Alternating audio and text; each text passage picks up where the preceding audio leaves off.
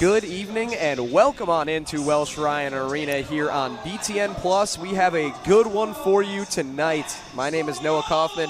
I'll be on play-by-play tonight alongside my color man, Northwestern wrestler Matt Vinci. Matt, thank you for being with us. Absolutely. Northwestern and Michigan, big Big Ten bout today as we continue conference play here with the duels. Northwestern coming off of a big win last weekend against Indiana, trying to keep that momentum going here against the newly ranked Wolverines, who've had a great last couple of weeks. They've found their way into the team rankings, and they've got a number of really intriguing individual wrestlers who we'll get to know in a little bit.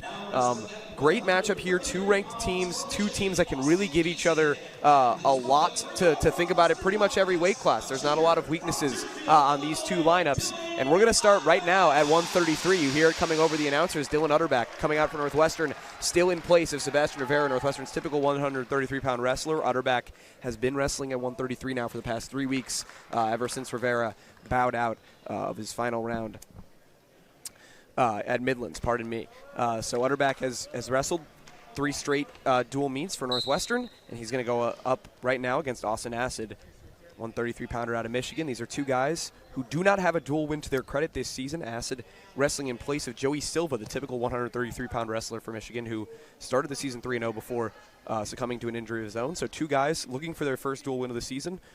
What better time to get it than leading off this big duel?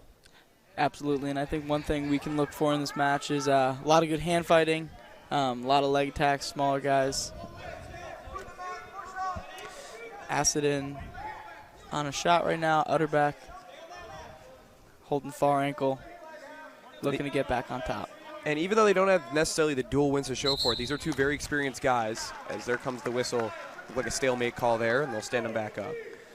Utterback, the junior out of Deerfield, Illinois, still looking for the first dual win, not only of the season, but of his career. And then Acid, the redshirt senior out of Northfield, Ohio, who was a 125-pound wrestler until this year, his redshirt senior season, has a few dual wins to his credit at 125, but none at 133 so far. Always tough to go up a weight class that late in your career, especially when you're doing it as an injury substitute.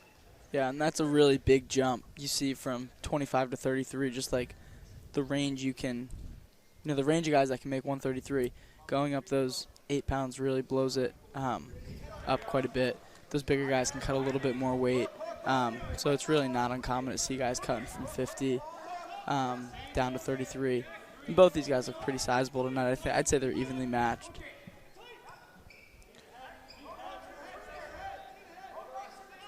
Both guys battling here. Utterback still holding on to that right leg.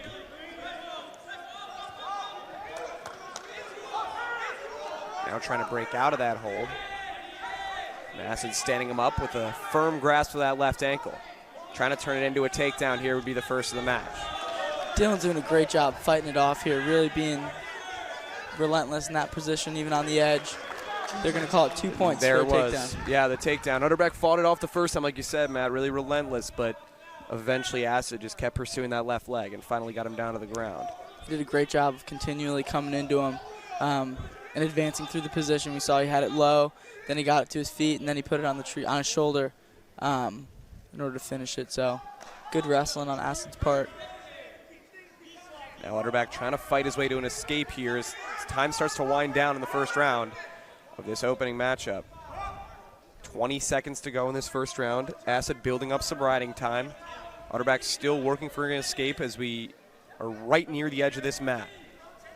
Only 10 seconds left, and already 45 seconds of riding time racked up here by Austin Acid, who's had a great first period. And he's going to be able to ride Utterback out. 53 seconds of riding time at the end of the first period as Acid with that 2-0 advantage. Utterback's going to have to bounce back here quickly in the second. Acid's riding with a really good claw ride, so a key for Utterback will be to definitely shallow that up in any way he can. Great first move, a little bit before the whistle, but I think we can expect to see something like that again on this next start. Always looks especially good when it's a little bit before the whistle. A little bit of space. Utterback able to get up to his feet. Great job by Acid to keep control and throw him right back down.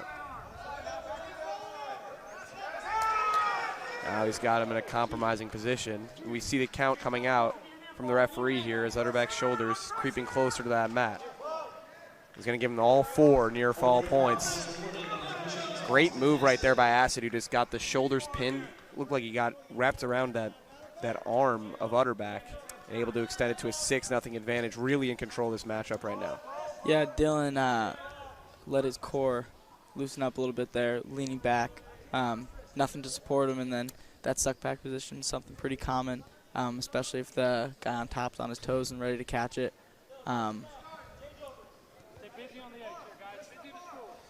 Still working near the edge of that mat, and Utterback just trying to stave him off at this point as Acid really dominating this match right now. Utterback not doing a lot of work from underneath. Still really controlling position by Acid as he lets go of that left leg for a second. Try to get a little better grasp of the upper body. Definitely a frustrating position there on the edge, just because you don't want to be the one to crawl out, touch the floor, but also sometimes it's important to get a fresh start, get back to the center, get a first move, because it's tough to get a lot of power from being flat. But Acid's doing a good job keeping him on the mat. You can see him right now kind of pulling him in, really riding that tight claw, and he's gotten a lot of pressure on Dylan. He really hasn't hit his knees too much, which wears on you as a bottom guy. You can see on your screen there, getting close to 3 minutes of riding time as Austin Acid has completely dominated this second period to the tune of this 6-0 lead, and he's going to ride it all the way out. So 2 full minutes of riding time, not something you see all too often, where Acid starts the second period on top, stayed on top the whole way through. Dylan Utterback in a lot of trouble as we head to round 3. Yeah. Utterback, though, will get the chance to start on top. Acid looking for that quick escape point. Utterback able to maintain control for the time being, but not able to get him all the way down to the ground, and Acid able to break those hands and slip free. And he's now on track for the major decision and quickly has Utterback what looks like a compromising position as they scramble. A little bit weird position here. Dylan still has control of Acid's left ankle. Looking to get height with it, get into an angle here. A lot of movement from both guys and finally Acid able to break free from that ankle lock. And Michigan side wanted a takedown right there. Referee said no can do, but now he gets it. Right, again, Acid just going after that left leg so quickly and so effectively. He's just so quick moving around down there. Yeah, he wasn't content with a stalemate in that position. A lot of times you see, someone has your ankles, you have their ankles. It's easy to be complacent and sit in that position, but he did a good job of continuing to move through the position, move to different attacks, just kind of being relentless, trying to get back on his leg, and worked out for him in this one. Austin Acid well on track to a major decision win. Would have some work to do to get to technical fall range, but with time running out, looks like he might be happy to settle for that major decision. Of course, don't want to speak too soon. But with that 9-0 lead, Acid's still working from on top, trying to turn Utterback over, put him in a really compromising spot. But it looks like the clock's going to run down. So 15 seconds to go here. Austin Acid closing in. That will be the first dual win of the season for him at 133 here.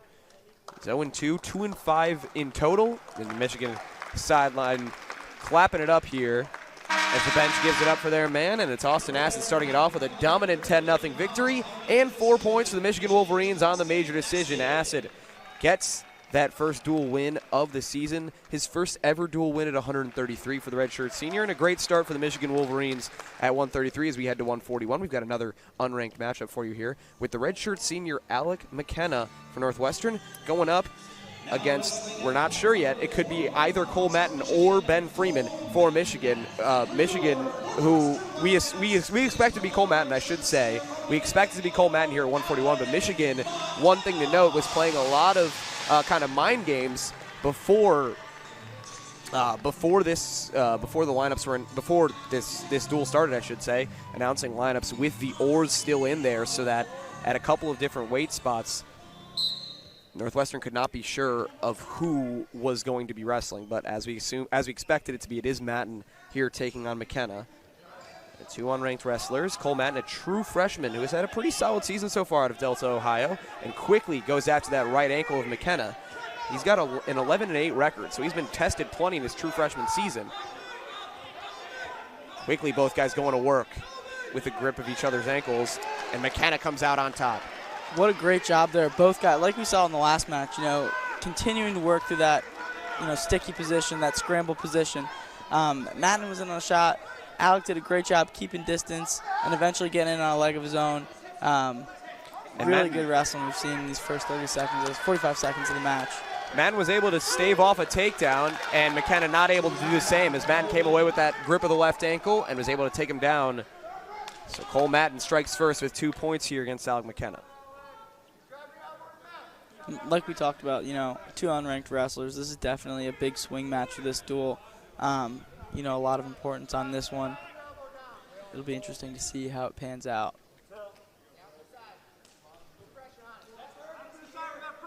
Matten and McKenna still grappling on the outside edge of that circle. As Matten with a firm grasp of McKenna's left wrist, twisting it underneath him. Alec McKenna, the redshirt senior out of Winnetka. Local product out of New Trier, former Trevian. 4-4 on the season. And still trying to work his way out from underneath the freshman.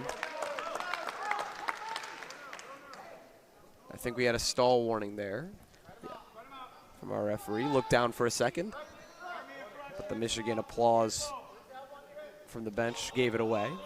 And McKenna still trying to find a way up and out of that grasp of Matten. What is Matten doing so well to keep McKenna grounded right now, Matt?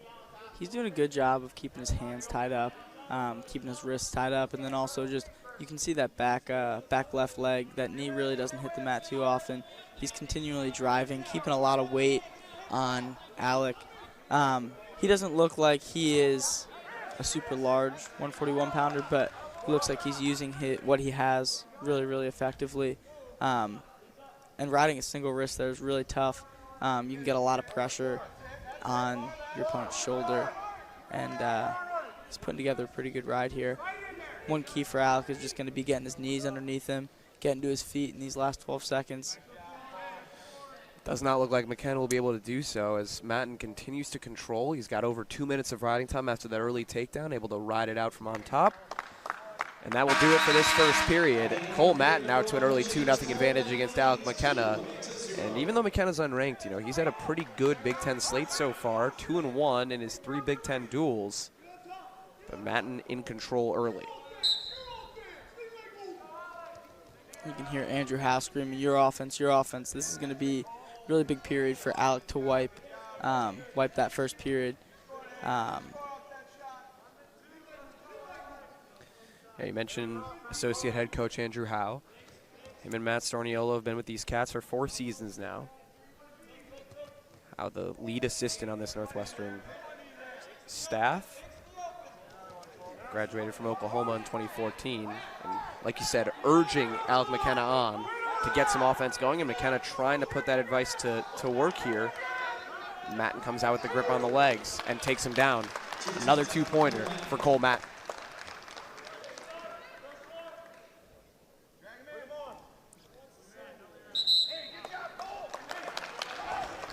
Going to restart things in the middle here with 1:10 to go in the second period. Cole Matten, true freshman. Not often you see a true freshman starting as quickly as he did in a slot in duels. Matten 3-2 already in duels this season. Like I said, 11-8 overall. He's already earned a fall and 3 major decisions in his young Michigan career. Helps to have a brother, Drew, who is also an 141-pounder here at the University of Michigan. So the Matten family already well involved with Wolverine wrestling. Now Cole Matten going after that ankle and tackles McKenna out of play. They're going to restart it again. In the center of that circle. Still the 4-0 advantage for Cole Matten. 4-0 advantage for Michigan as well after the major decision victory to start things off at 133 from Austin Acid.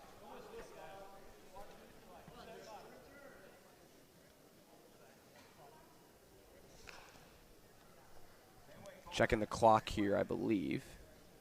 They're going to put 2 seconds back on as the whistle stopped the action, but time ran off anyways. Matten's still working on McKenna from up top. He's been relentless from up here. We've now seen in both of these first 2 matchups, once the Michigan wrestlers have gotten control, they have not given it up. Yeah, he's got pretty long arms. You can just see he's working to control Alex's wrist, staying inside and underneath. Looks like Alex is going to get an escape. And there is the escape from McKenna. You mentioned those long arms for Matten. You can see, looks like he's got a little bit of a reach advantage there, but McKenna just able to keep working through and finally get that escape point. He needed it.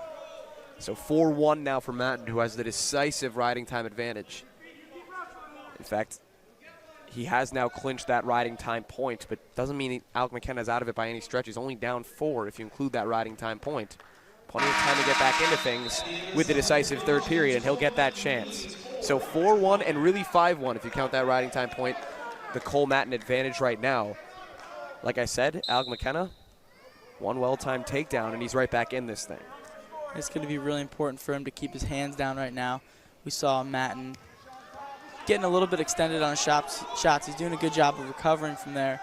But Alec, really great front headlock here. Wow, Matten just relentless. It looked like McKenna had control with that front headlock, like you said, Matt, after Matten overextended himself a little bit on that shot.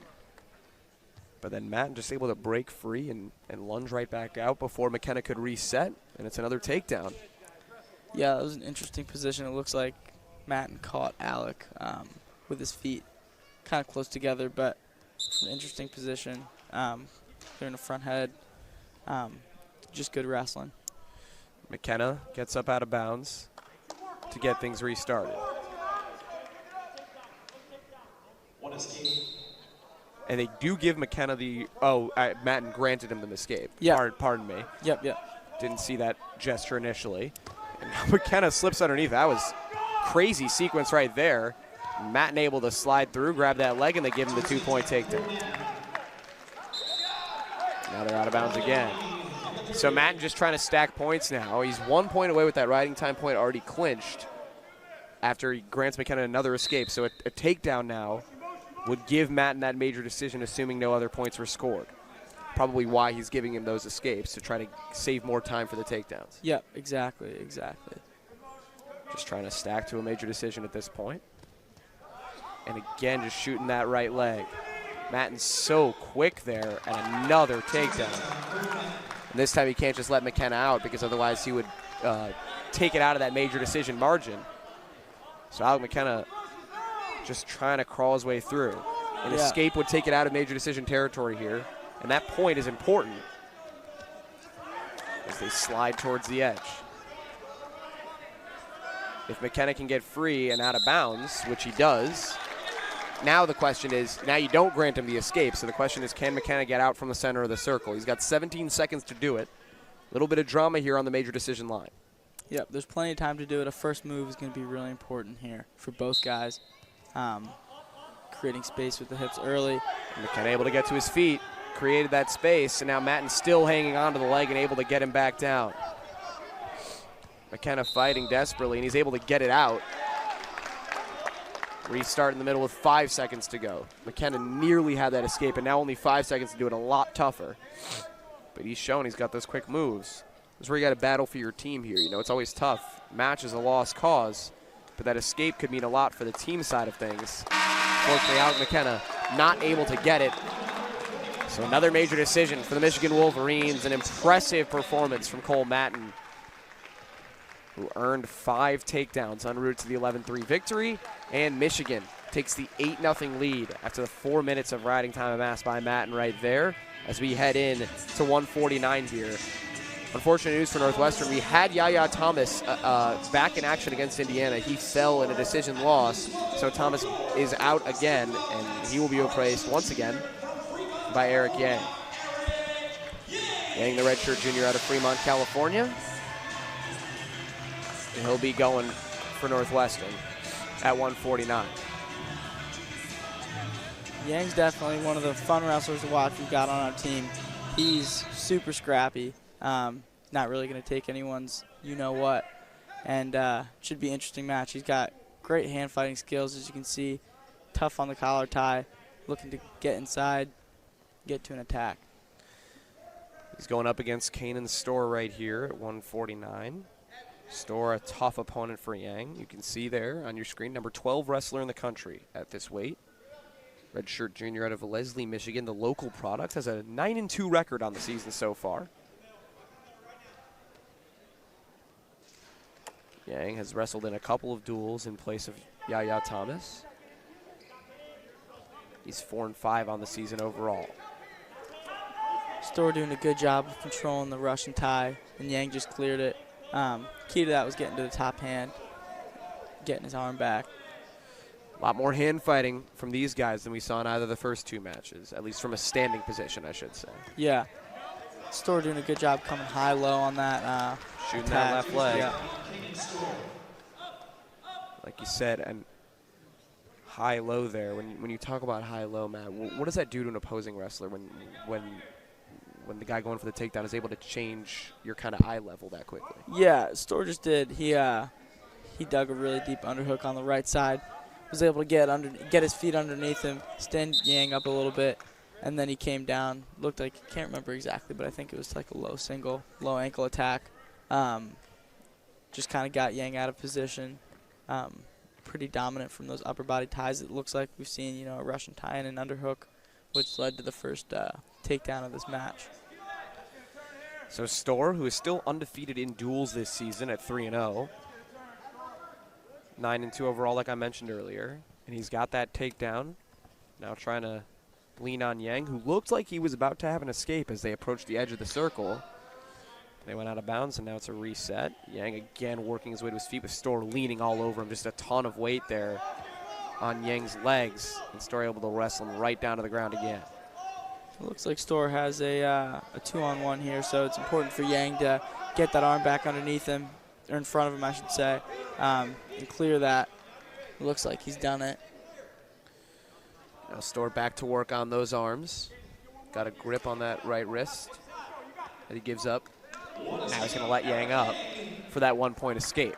So Storr, who has amassed over a minute of riding time already, allows the one-point escape and just throws Yang down by the neck right there. What power from Kanan Storr, and he earns another 2-point takedown right back to the ground with Eric Yang.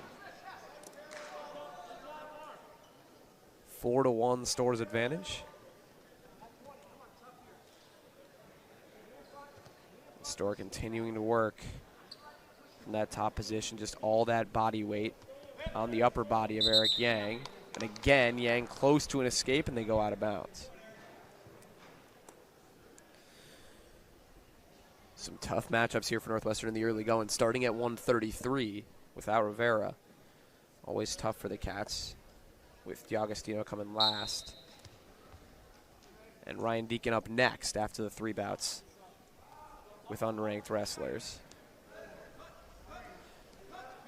Now Storr working on Yang, and that'll do it for the first period. So again, another dominant first period from the Michigan wrestler. Kanan Storr with 2 more takedowns. Northwestern still looking for their first takedown of the entire duel. Michigan with an 8-0 total advantage. And Storr's going to let Yang have that free escape again. I think just thinking he can take him down pretty quickly. We saw it at the end of the first period after Yang got the escape. Storr took him down right away, and he does so again. Kanan Storr just really dominant right now. Yep, he's got a powerful snap to that front head, and then he comes out to a left side single leg. Another escape from Yang. Yeah. He's looking for it pretty much every time.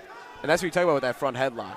The hand on the back of the neck just pushing Yang down. At that time, going for the takedown through the core. But what do you attribute that to, the success that Storr is having with his arms, just using the strength of his arms to get Eric Yang to the ground? Yeah, I think the deceiving part about that is it's not just the strength of his arms. He's putting his whole body into it, really squatting his legs. And the arms kind of guide him down, and he's definitely putting, all he has into it. But it's about how he's using his legs and then moving his feet from that. That's making it so effective. So 4 takedowns already for Storr. out to that 8-3 lead. He let Yang up the last 2 times for escapes, this time keeping him down a little bit. Now Yang gets free. Another escape point. But Storr, as we've seen, has so far been able to take Yang down pretty much at will. Minute left in the second period. We'll see if Yang can find out some way around that full body strength like you mentioned, Matt. Not just the arms, in fact, like you said, really comes from the legs. And again, just driving through that squat into that front headlock to take him down. And like you were also saying, it's the 4th time we've seen Storr use that exact method on the takedown. Yeah. And I think at this point in the match, it's really important for Eric to realize that he needs to make an adjustment from there. He needs to get his hand inside, continue to move into him when he's getting snapped as opposed to just going down. And so I'm hoping those are some adjustments he'll make in the 3rd period of this match. Storr with the 6th takedown right there. He's up to a 13-5 advantage with 4 seconds left here in the second period. Well on track to a major decision. But he hasn't looked to do much with Yang when he's had him on the ground. As time runs out here in the second. So if you're Storr going into the 3rd, you talked about what you need to do if you're Eric Yang, just work.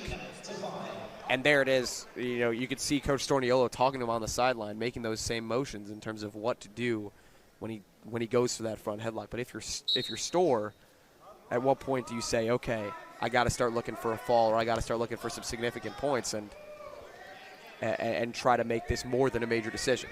Yeah. I mean, I think he's darn near close to getting a major decision at this point. Yeah, he's got that 9-point advantage. He's on track to a major decision right now after that nice escape. Yang shooting at the legs. Storr able to avoid it.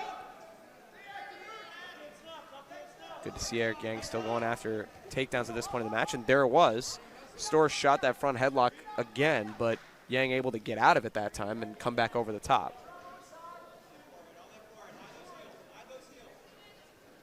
Those legs locked around the torso of Kanan Storr. Eventually the takedown comes. 16-5, the advantage for Storr. Still needs a few more points to get to that tech fall range as he lets Yang out again for an escape. That's what he's looking to go for right here. He's only got 47 seconds to make it to that 15-point barrier. With the clear riding time advantage, the riding time point is coming. Back to that same position.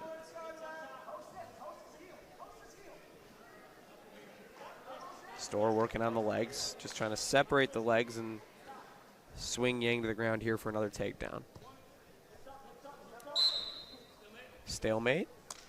And they reset. If nothing else, Eric Yang doing a good job here of not letting this get to tech fall range as Kanan Storr closes in on a 3rd consecutive major decision to kick things off here for the Michigan Wolverines.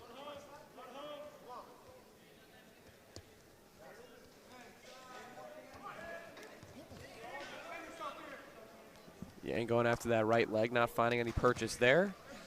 And that'll do it for us here at 149. Kanan Storr, the number 12 wrestler in the country at 149 pounds, walks away with a 3rd consecutive major decision victory for the Michigan Wolverines. He keeps his undefeated dual record intact on the season. Michigan goes out to a 12-0 advantage. Tough road back for the Wildcats here, but it starts with the best guy you could hope for it to start with, and that's Ryan Deacon at 157, the number 1 wrestler in the country. This is the matchup you've been waiting for if you're just tuning in now. 157 is where the fireworks come at Northwestern duels, and especially here we've got a really intriguing pair of wrestlers. Ryan Deacon, the unanimous number 1 wrestler in the country at 157 pounds, still undefeated, the redshirt junior out of Broomfield, Colorado at 157, and he's taken on a top 10 opponent, Will Luan, the number 8 wrestler in the country, the redshirt freshman out of right here in Chicago, Illinois, out of Montini Catholic. We got a good one on our hands, folks. Luan, Deacon at 157. Here we go.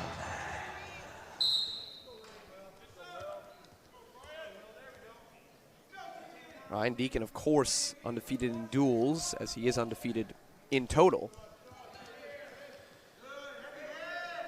6-0 in duels, 11-0 in all competitions thus far this season, as Deacon has established himself as the unanimous #1 at 157.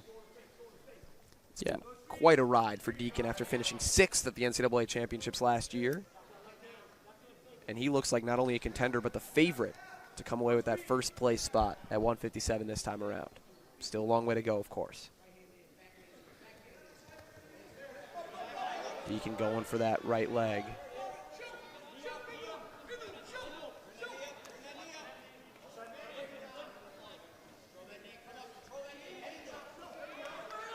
Working on Luan here.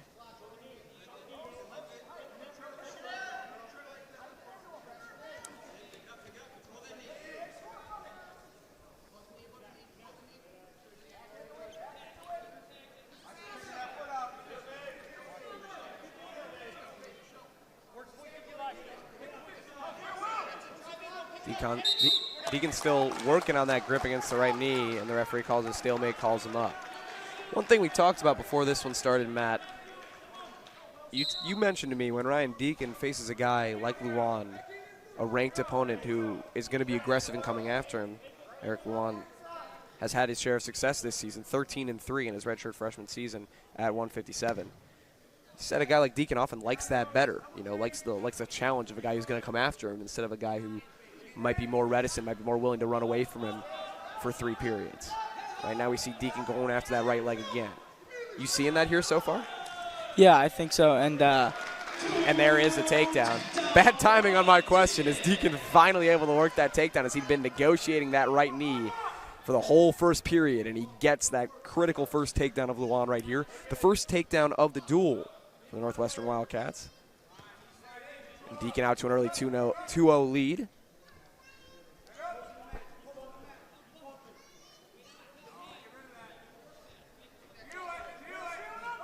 Working from on top of Luan.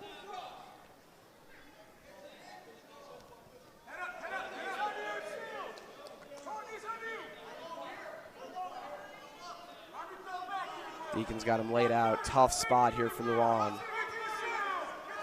Just trying to work up out of this position. Ryan Deacon got pretty much everything you could ask for out of this weight class. He looks like a guy who's bigger than 157. He's got the muscle tone of a guy who's bigger than 157. And he's quicker than any guy who's 157 has the right to be. That's what makes you the #1 wrestler in the country. And Deacon just not giving Luan any space to negotiate there as he rides it out. Minute and 13 seconds of riding time advantage. Deacon with that 2-0 lead here as we head into the second. Yeah, definitely just a dominant period for Ryan. Very persistent on his sweep single finish. He did a really good job of being patient in there, continuing to keep pressure into Luan. And he looked really good. He got there twice. Definitely looking to put a few more points on the board in this match. Should be interesting. And Luan already beginning to look a little bit tired on the bottom, if I do say so. Deacon was much quicker out of that whistle. Now, you talk a lot about how that first move is so important when you start a new period or you get a restart. And Deacon was all over it at that time, just not giving Luan any room to breathe.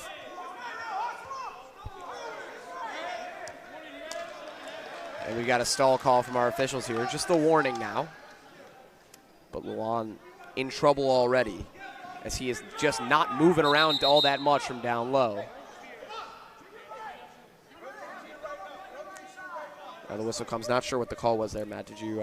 Yeah, it was potentially dangerous. Luan's, arm on his back. A little bit weird angle when Deacon had the bar. I think it was a good call by the ref. No. Nothing changed about positionality or scoring. Like you said there, Matt, just potentially dangerous situation. Always want to see health, safety come first here. Deacon still working from on top. Luan finally able to get back to his feet for approximately 0.3 seconds. Deacon gets him right back down again. Up to 2.5 minutes of riding time now. And you can see Luan just getting frustrated from underneath. Yeah, I mean, and you just don't have to deal with a guy like Ryan Deacon all that often, you know, for a guy who's a top 10 wrestler, and you're just getting dominated right now. That's got to be a tough feeling, especially for a younger wrestler who's really had some success in his first attached year. Yeah, I mean, Ryan just putting together a pretty incredible ride here. Doing a great job of keeping Luan flat on the mat, working his wrists. Definitely wearing on him. It's a lot of weight and a lot of force to have someone like Ryan on top of you, continually driving forward, continually breaking you from your base, and also mentally, yeah, it's definitely taxing and frustrating, getting to your feet and immediately being brought down. I think this period we'll see Ryan really kind of blow the score up a little bit. Yeah, this is where Deacon wants to go towards that major decision. He's got the riding time point secured now after riding out that entire period on top. And now, with Luan starting on the bottom, if Deacon can get this quick escape, which he's going for and he's got, now we can start working on those takedowns. Yeah. He quickly shoots the leg, gets right to a really, really tough-looking headlock here.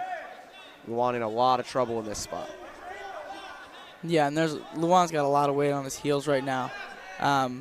Prime reattacks for Deacon. I think that's something we can expect to see from this position. Deacon taking his time. Got 90 seconds to work with here with a 3-0 lead. Again, really 4-0 if you count that riding time point. Stand him up, put him back in the middle.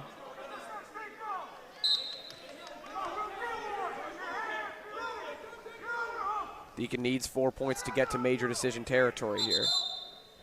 Got a piece of the headgear. And they're going to give Luan a point for it. One note, Luan has 2 pads on the inside of his headgear right now. I imagine he's got cauliflower ear, but I think that's just a ridiculous call. I mean, Luan's headgear straps are coming on his forehead. So clearly I think there's an issue with the fact that the headgear's not tight and got caught on a snap. I think that was an awful call by the refs, if I'm being honest. Deacon working on that right ankle right now of Luan with 50 seconds to go.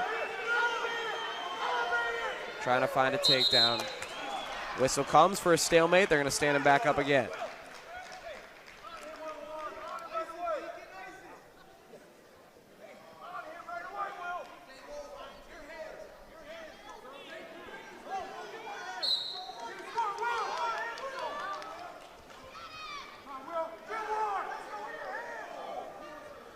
Deacon negotiating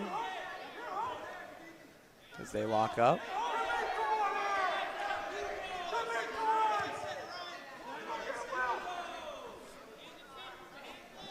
Luan falls down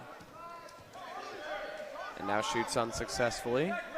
Deacon's only got 20 seconds to turn it into something here. Back to that punishing position. Stalemate called.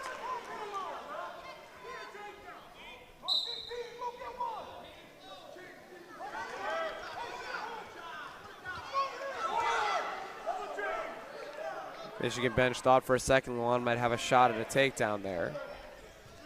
Instead, with 2 seconds left, Ryan Deacon gonna hold it out. Northwestern bench was displeased with the officiating throughout that matchup, but Ryan Deacon comes out with the decision victory anyways at 157. 4-1 win. Looked at times like it could be a lot worse than that, but Ryan Deacon earns his team's first points of the night. Northwestern has cut the team score lead to 12-3 in favor of the Wolverines as we head into 165 and our final matchup before the break here.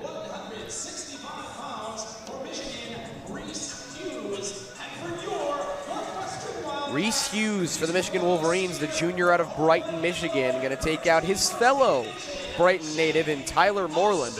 Not too often you see that. 2 guys out of the same small town, Tyler Moreland, the redshirt sophomore, and Reese Hughes, the junior. So 2 guys. Sorry to correct you, but yeah. This is Shane Oster. It's not going to be, pardon me. Yeah, I said Moreland there. He's at 174. Oster, of course, at 165. There are 2 Brighton guys in this duel overall. But Moreland at 174, Oster at 165. And Shane Oster coming off of a dominant tech fall last weekend against Indiana. trying to build on that momentum here at 165, the senior out of Homer Glen, Illinois. Out to a 10-8 record on the season so far. And this is a position Shane is just really talented from. He is super, super tough to score on. He's really funky. He does not stop wrestling. He ties you up. And a lot of times he comes out on top. And he's comfortable in these uncomfortable positions with his leg caught. And we can see right there getting his hips back on top pretty brilliantly. He just doesn't stop wrestling there. And it's so fun to watch. Incredible takedown from Oster, and he had him in trouble for a second there. 2 near fall points as well added on to the tally. 4-0 early on from Shane Oster as he really came close to putting Reese Hughes in a lot of trouble. Oster still got him in a compromising spot. And man, has he been a revelation at 165. Matt moving up 2 weight classes, so tough. Shane Oster wrestled at 149 last year, and he looks like a natural 165, the number 19 wrestler in the country at this weight. Like I said, coming off arguably his best performance of the year against Indiana, Oster just keeps getting better as the season goes on. And he is in control right now and looking to do some damage against Hughes. Hughes grabbing at the back of his head as he's got a grip of Oster's left ankle.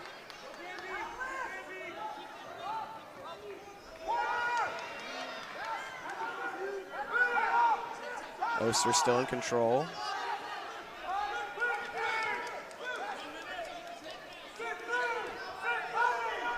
Hughes just all sorts of tied up right here, really having a tough time getting out from underneath Oster. Yeah, it's a funky position, but like I said earlier, Shane's comfortable here. And I think that's one thing that's just so incredible. He's able to maintain his composure even when he's about to be scored on. I think that advantage he has, that little thing, really helps him so much. And Oster nearly had another near fall count on right there. As again, just funky positions, like you said, Matt. He's got him spinning all over the mat. Shane Oster just so ready, like you said, never stops wrestling, so ready to adapt to whatever spot he's put in. And I mean, he has been twisting and turning all over the place and still coming out on top every time. That's the second time it's felt like we've been instanced away from a Hughes escape. You know, it feels like Hughes is about to get out of there or even turned into a reversal. But Oster just so dominant, staying on top. And he's amassed 2 minutes of riding time after one of the most impressive periods we've seen all night. 4-0 lead for Shane Oster. One of the hottest Northwestern wrestlers off to another fast start.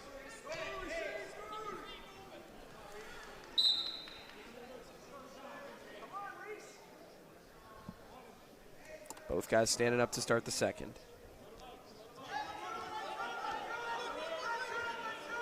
Oster with the arms locked together and just able to negotiate his way around Hughes. Another takedown. Yeah, it really looked effortless, Yeah. honestly. I mean, just from the underhook. Did a great job just continuing to move his feet around him. Yeah, that's a tutorial. Put that in a tutorial video, honestly. I like your I don't know Matt. if you can teach Shane Oster. Right, That's a tough thing to teach.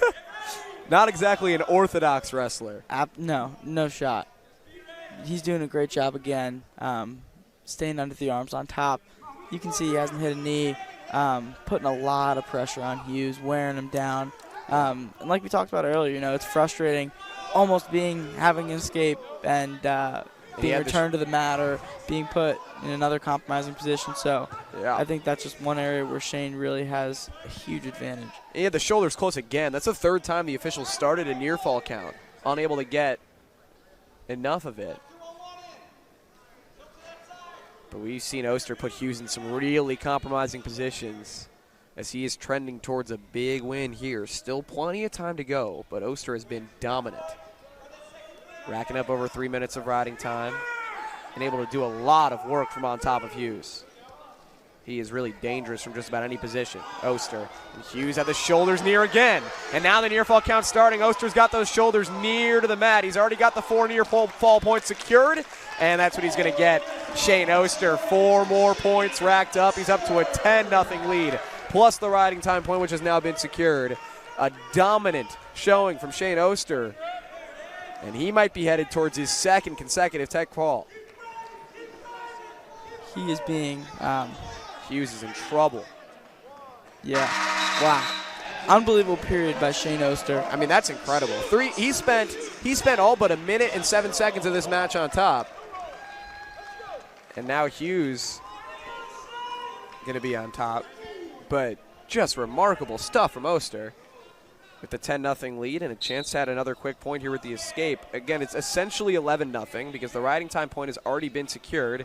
And now it's essentially 12-0. And Oster going for another takedown. Nearly had it. Man, the way he just slides around and around. And now Hughes clinging onto that right ankle for dear life. He knows as soon as he lets it go, Oster's got him again.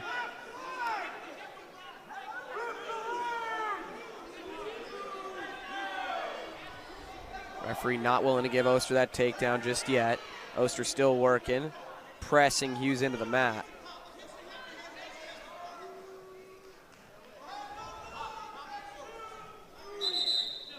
Stalemate, they're going to stand him back up. Oster's probably not mad about it. He's done so much good work against Hughes in this one from that standing position.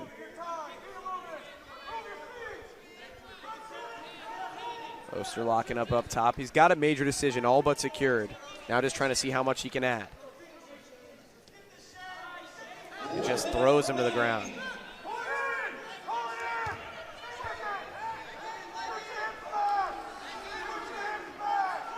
Back to each guy having an ankle grip. And again, Hughes just clinging to that ankle.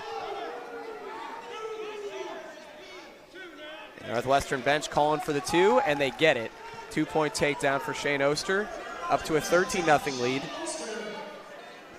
And now one more takedown or a couple near fall points would get Oster to that tech fall threshold. Oster still has 30 seconds to do it. He's already achieved near fall points twice in this match. And he's got Hughes in a tough position right here, but Hughes able to spin out of it for the time being. Still got a grip on that leg. Just trying to turn those shoulders over. And time is going to run out.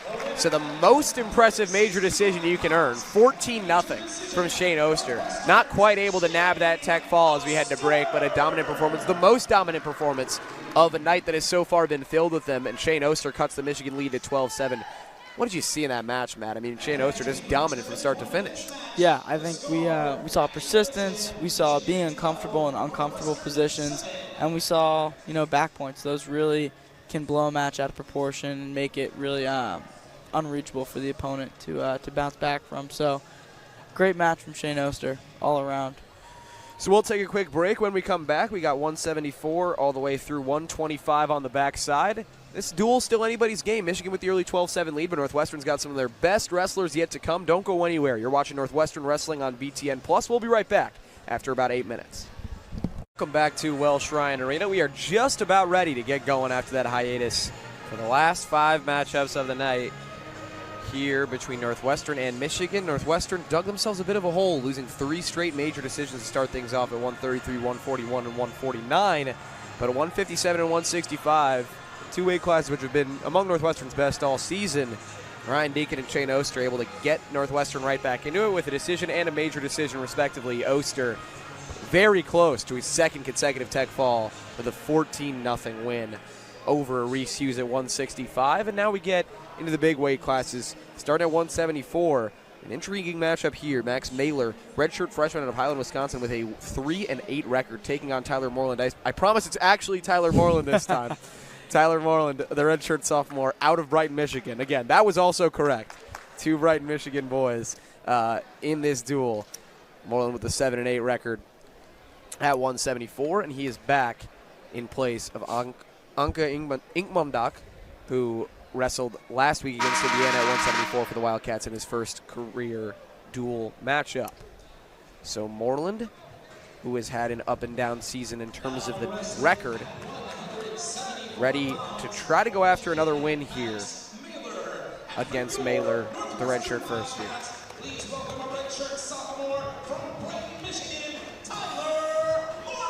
Moreland does not have a Big Ten win yet, but he's faced a couple of really tough opponents in his 2 dual matchups. in the Big Ten. 2-3 overall in duels at 174. As Northwestern's main wrestler at that weight. Redshirt sophomore has shown a ton of fight, including against Purdue last week at home, or 2 weeks ago, I should say, at home, where he had a long battle against a top 10 opponent that ended in a decision loss. Moreland and Mailer feeling each other out.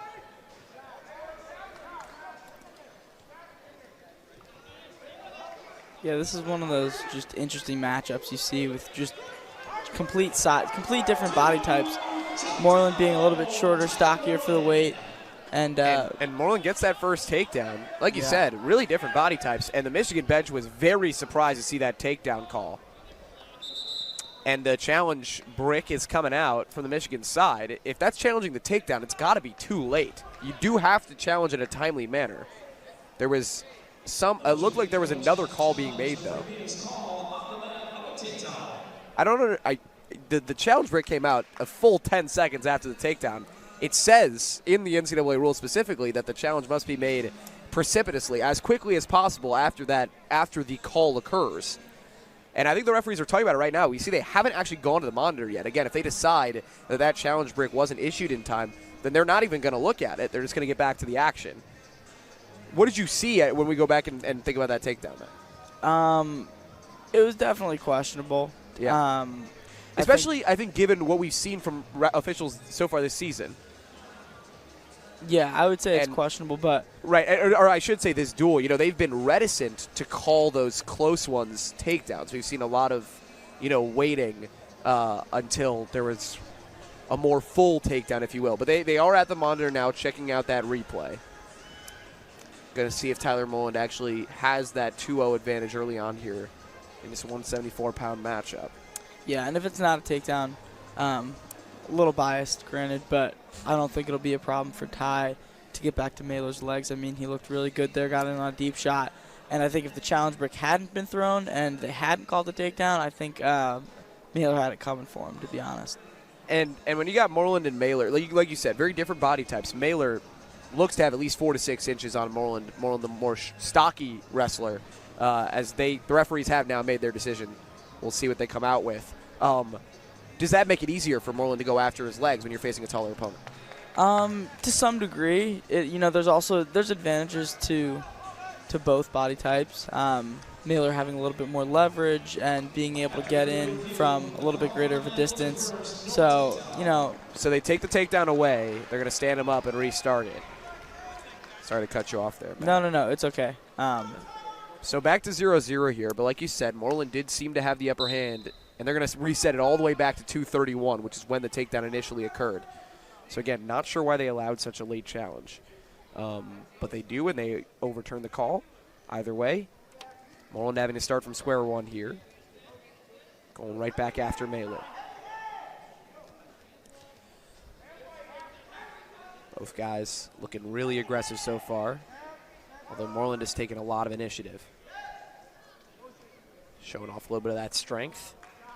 Did a good job there snapping with the wrist, getting Mailer's hands to the mat. Looked good.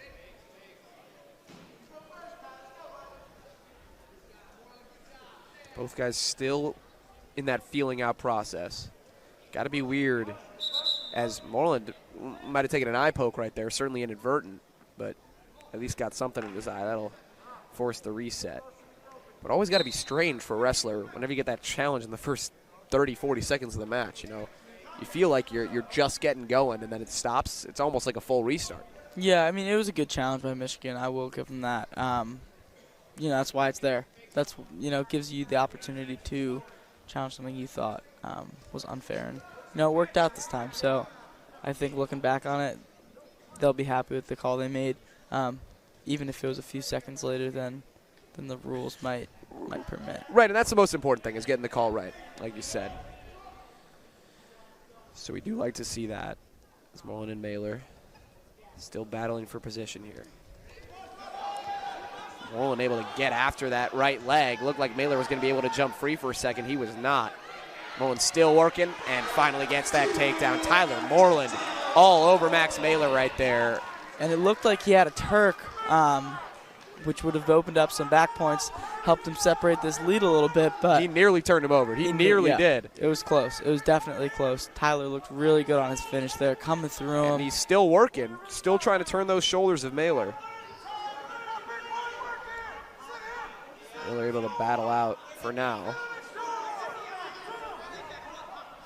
Storniolo and Howe shouting out instructions from the bench, with Moreland right over by his coaches.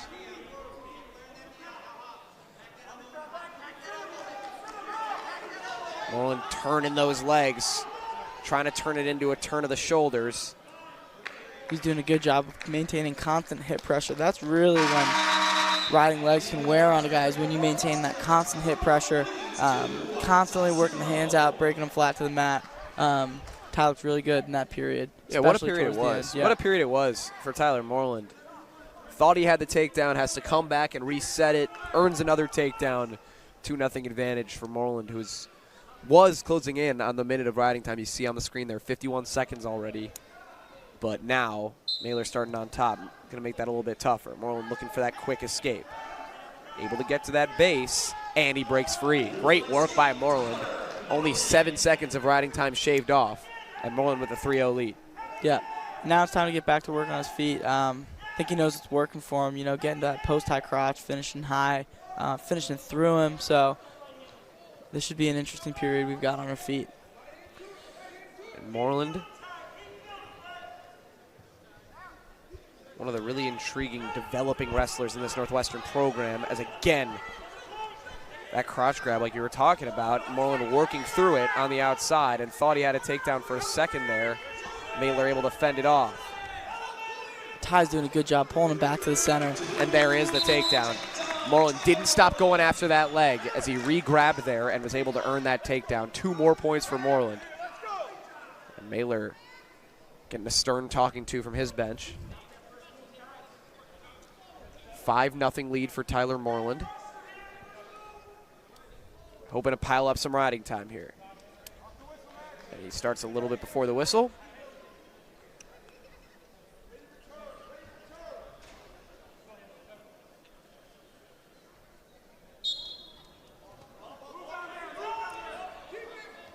Mailer about to break through, but Moreland keeps a hold on the legs. He hasn't quite escaped yet. And Moreland puts him right back down, takes those legs right out from underneath him.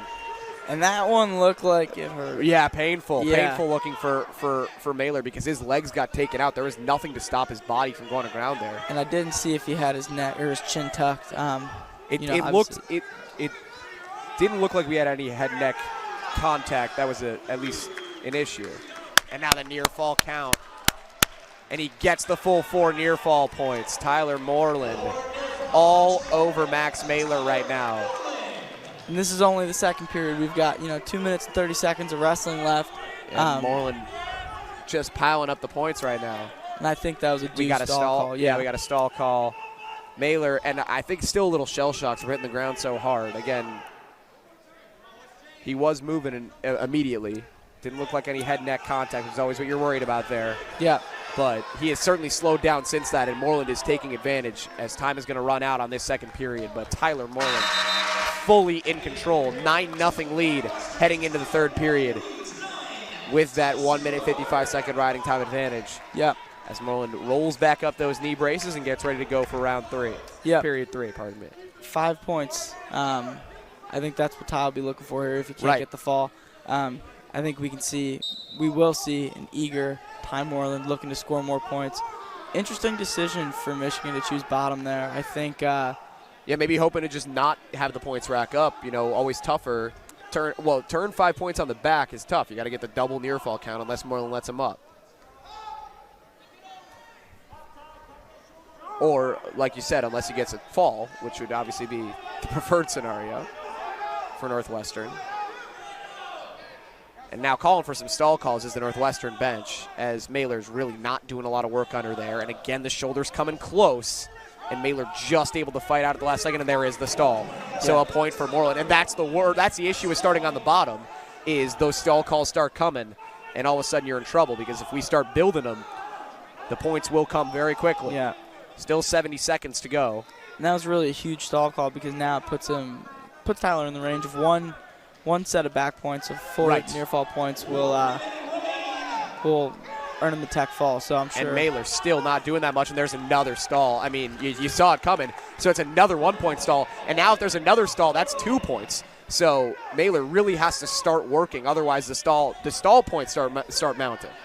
11-0 Moreland's lead. And again, really 12-0 because he's racked up that riding time point. And they're going to restart in the middle.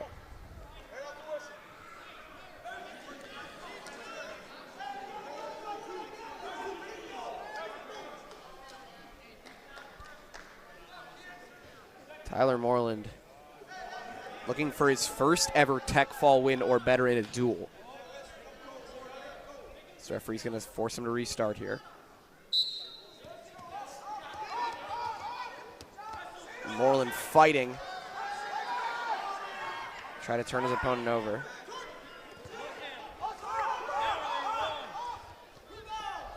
And he takes him right back down. Just when it looked like there might be an escape in the cards for Mailer. Now Moreland's got to try to work him over to his back. Got to try to get those near fall points. He's got 15 seconds to do it.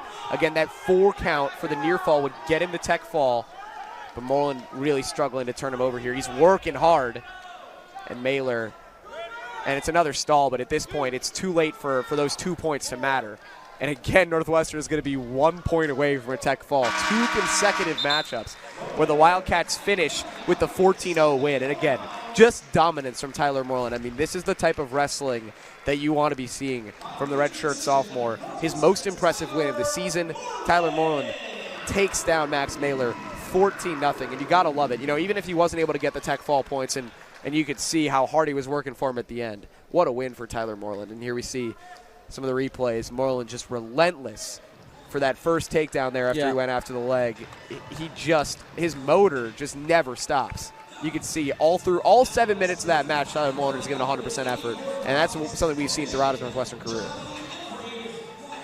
Yeah, he looked top of his game. Really, really good.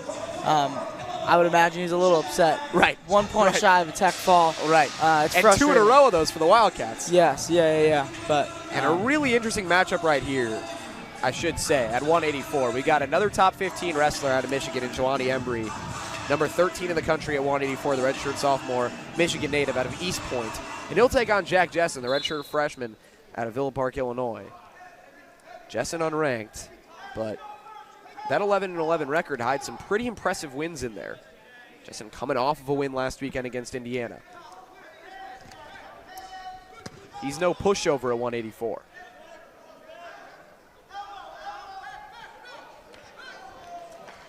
Battling for position here. Yep, an over-under position. Jack's really comfortable from there and did a great job. Again, a little bit earlier in the duel, we saw a high-low position, digging an underhook and coming down to a shot.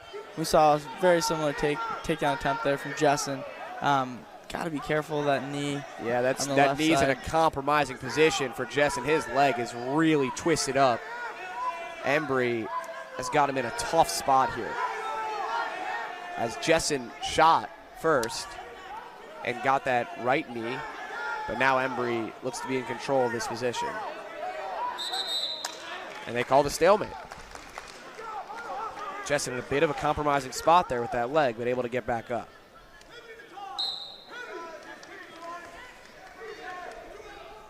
So Jelani Embry, 15-4 record, the East Point native. Second most wins out of any Michigan wrestler this season. Behind Mason Paris, the star heavyweight, who we will see in just a couple of bouts. But for now, Embry, just lightning quick right there, and he gets that takedown. Jelani Embry, early control here, and just using that weight on top of Jack Jessen.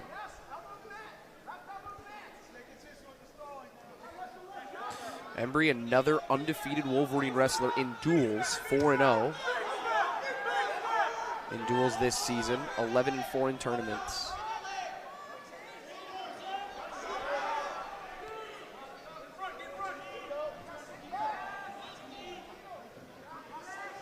Out of those 4 wins, 2 decisions, 2 major decisions. And he's working on that leg and dangerous spot. Jessen's leg getting torqued a little bit. They're going to reset it. Embry just asking the referee what he saw. Satisfied with the explanation. Jessen going to try to find a way to get an escape point here. Down 2-0 early.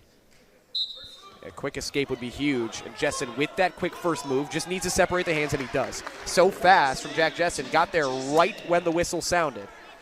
That restart ends up being big for Jessen and the Cats. 2-1 lead now for Embry.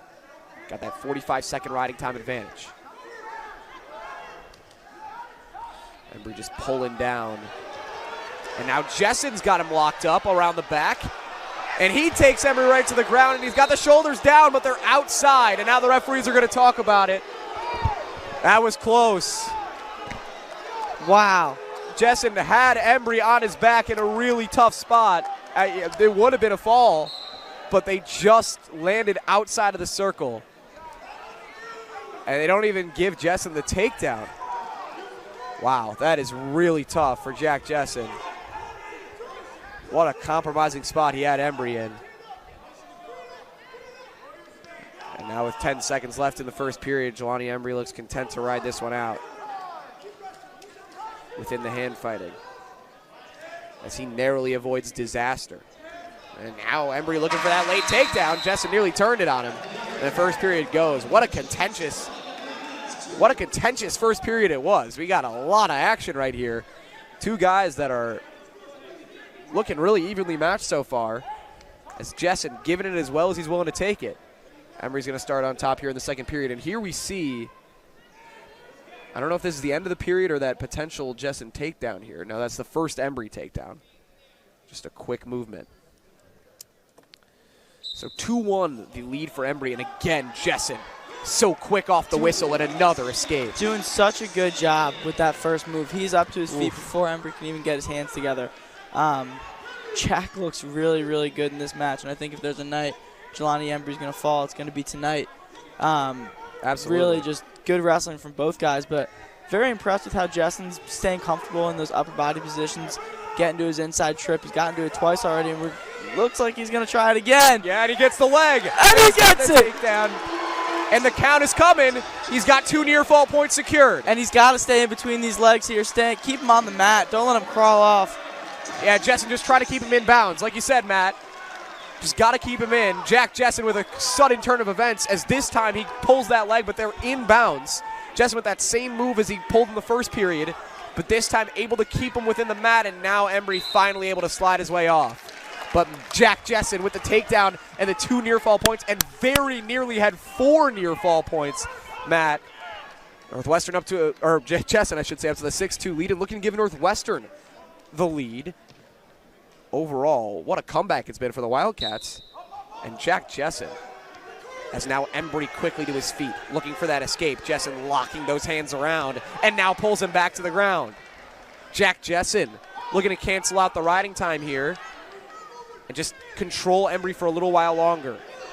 Jelani Embry needs this escape, and they're out before he can get it. But we got a stall call here. Still, though, Jessen maintains the advantage.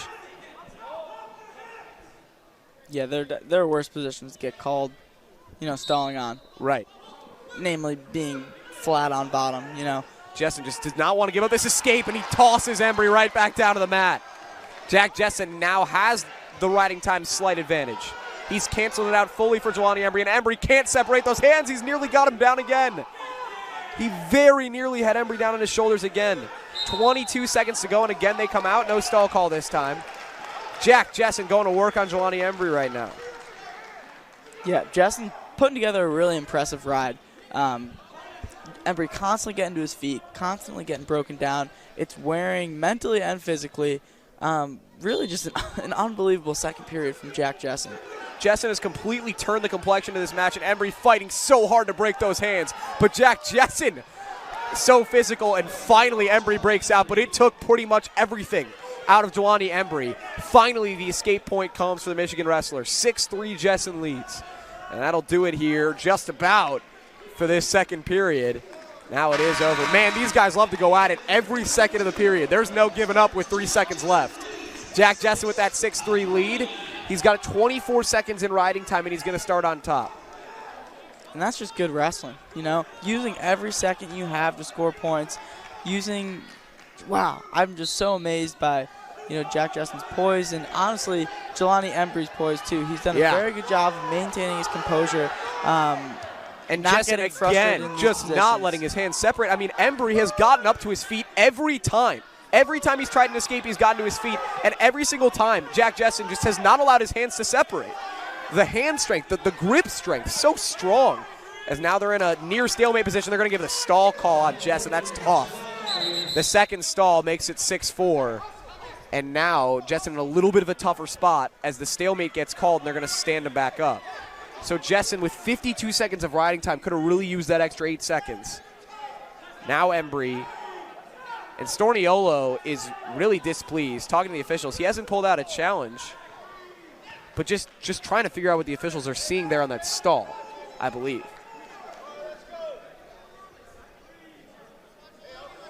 Now Michigan wanting to get things going again here.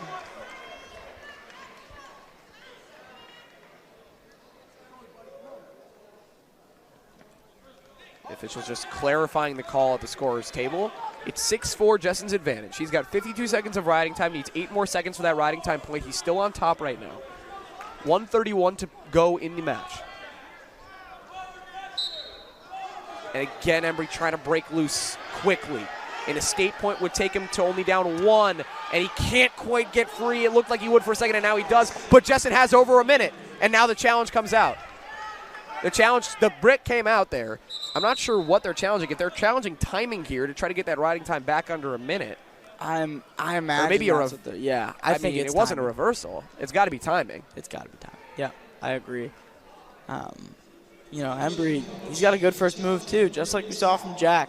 But I don't really understand the riding. I gotta say, I guess maybe a potential stall. But the only way Jelani Embry wins this match is if he gets another stall call on Jessen.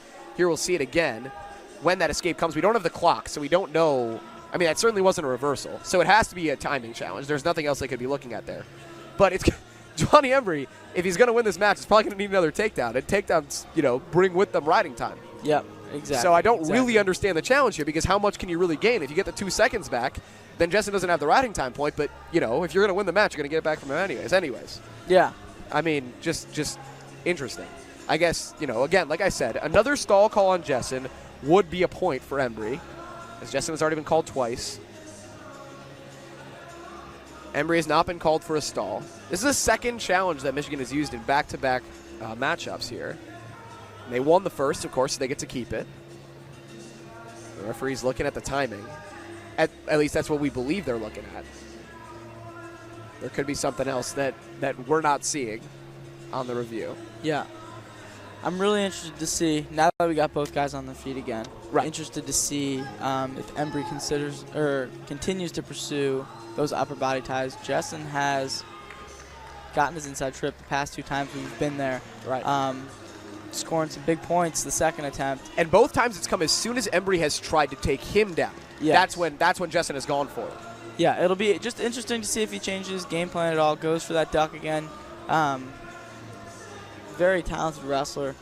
Both of them are really just talented wrestlers, and this has been an awesome match to watch at 184. One thing you said in the second period, just so impressed with not only the relentlessness but the patience as well of Embry. A lot of guys, you're a ranked wrestler, you're facing an unranked wrestler, you come in and he gets you down, he gets some near fall points on you.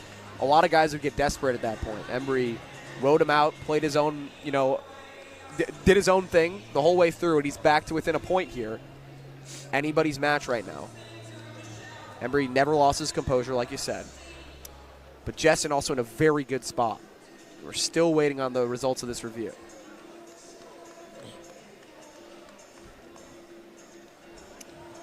Gotta say, I'm expecting an inconclusive ruling here.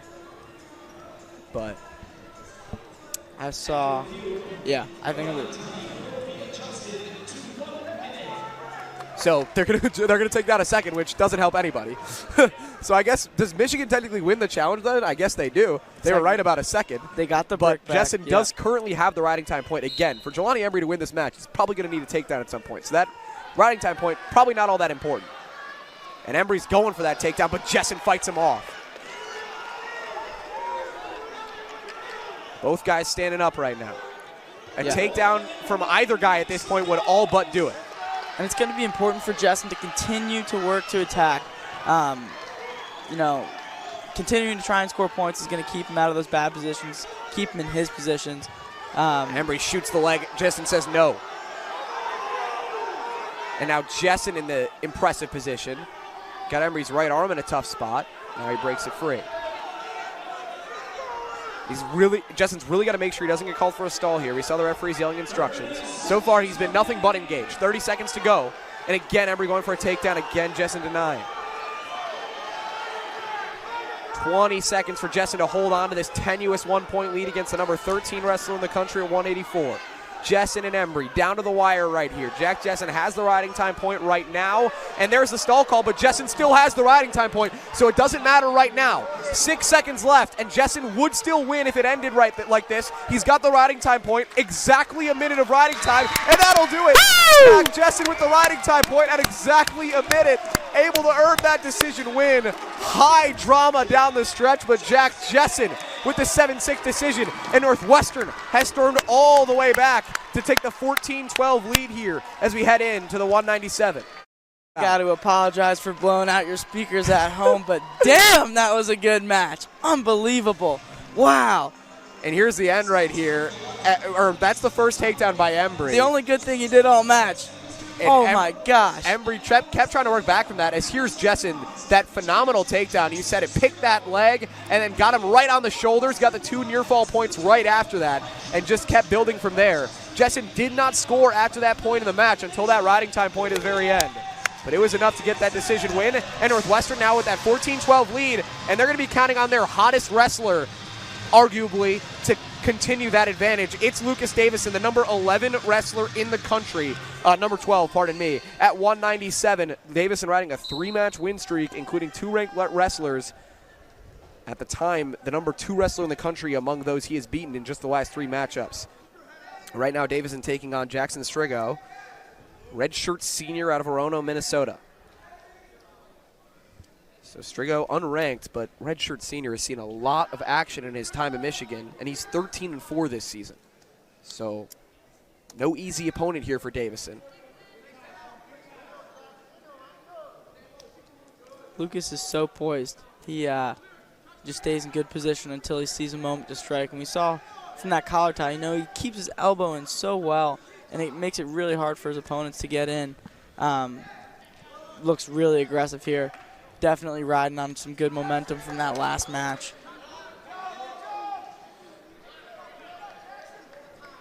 Davison just still feeling Strigo out. Like you said, very aggressive in these early hand fights. Trying to find his alleyway to attack. And he, after starting the season with some inconsistent results, has looked like a new man these last couple bouts. And Davison, 6-0 in duels. He has really been dominant in these duel matchups so far this season. It's the tournaments where he's been in trouble. 3-4 in tournament wrestling. But Davison, when he's had the time to prepare, the time to rest, and the time to recover afterwards in a duel setting, has really been phenomenal. He's definitely looking good these past few weeks. Interesting fact, Lucas's brother actually wrestles for Michigan as well. Sitting up in the stands next to his family. So shout out to the Davison family. They're all awesome. We would be seeing Davison on Davison if not for an unfortunate injury.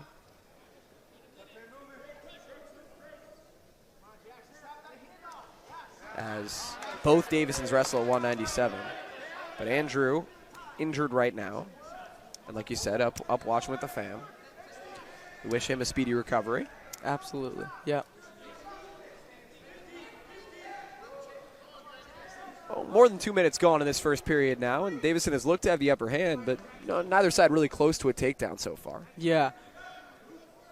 It's been a solid hand fight, and, there's something to be said for that, being able to stay in good position after 3 minutes of tough hand fighting. Yeah. It wears on you, even if you haven't really, taken a leg tack. Obviously, that's what we want to see.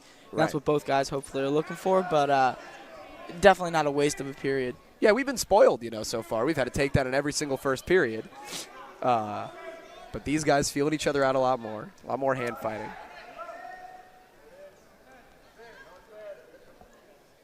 And like you said, Matt, nothing wrong with it. Just a little bit different than what we've seen so far tonight.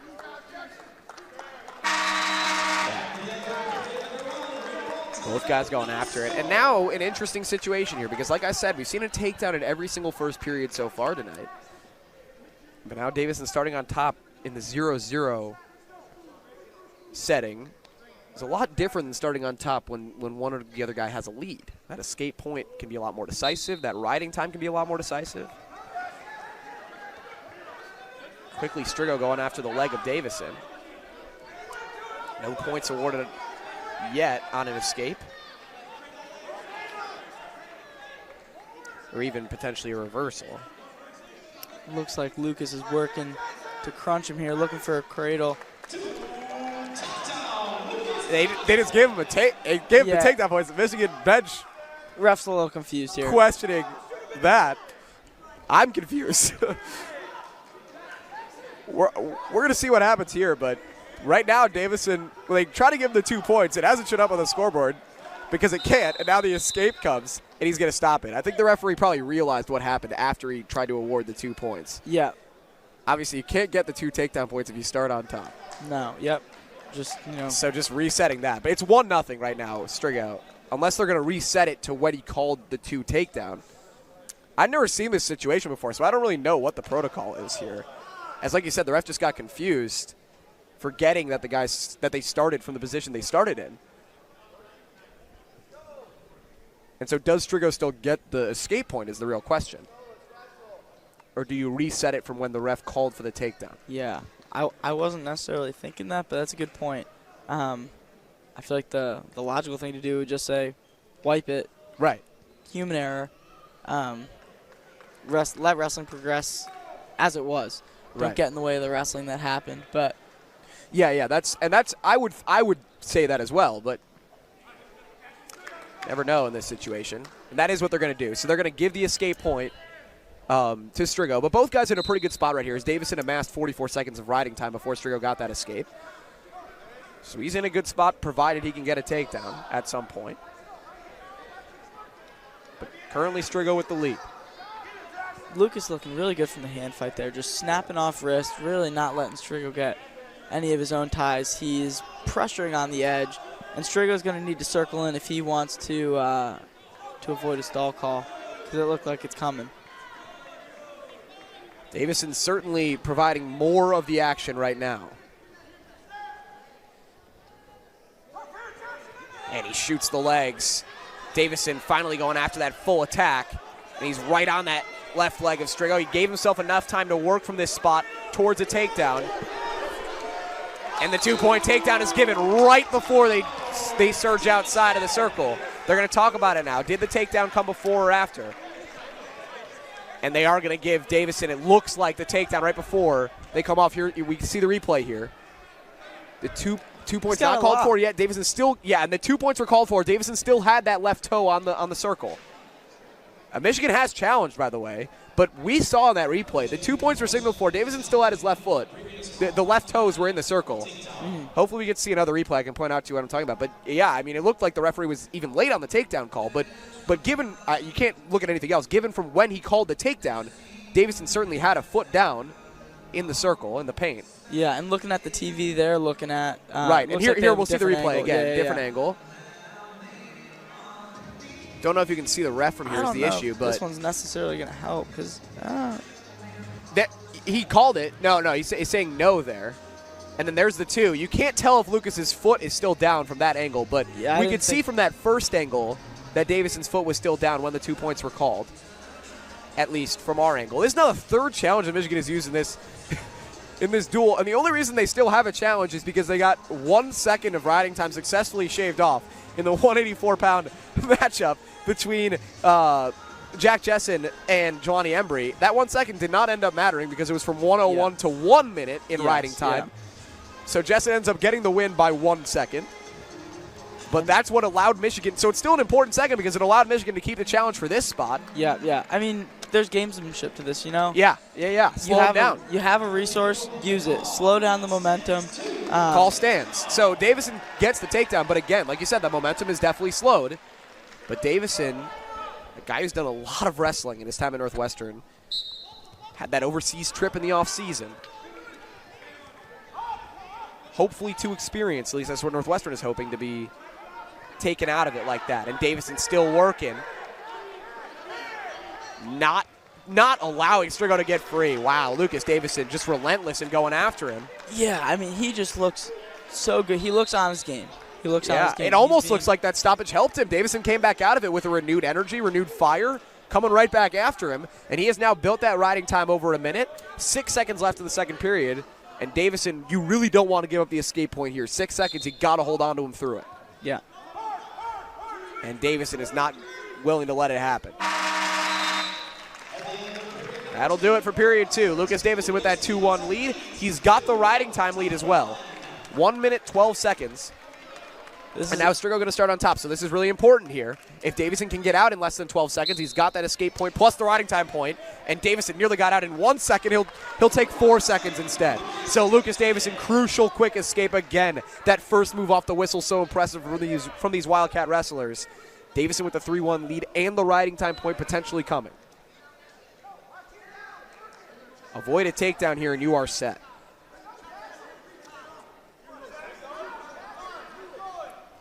Lucas Davison trying to build to a 4-match winning streak, a 7-match winning streak in duels. Now Strigo scrambling. Had Davison in a bit of a compromising spot. Strigo digging in deep on hook on the left side. Lucas needs to clear that. Now Strigo diving around for that left leg. He's got right back to that underhook again on that left side. Now lets it free. And they're out. 1 minute to go. Davison still with the riding time point coming. Strigo still needing a takedown, and he shoots forward immediately. Davison not willing to give it up so easily.